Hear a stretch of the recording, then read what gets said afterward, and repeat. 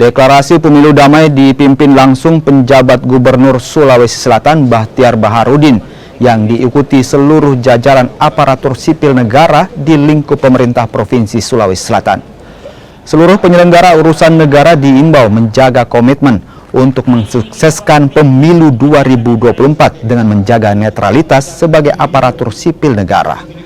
Deklarasi netralitas yang digelar pemerintah Provinsi Sulawesi Selatan ini merupakan yang ketiga kalinya.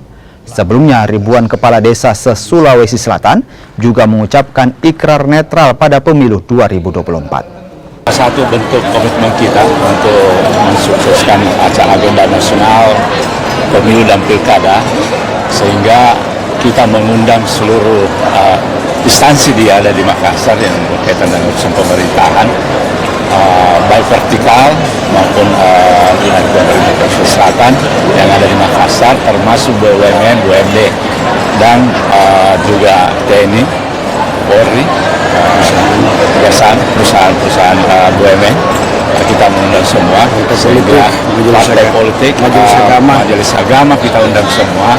Ini menandakan bahwa kita ada kompak dalam menyatakan sikap untuk netral dan pemilu damai di Sulawesi Selatan.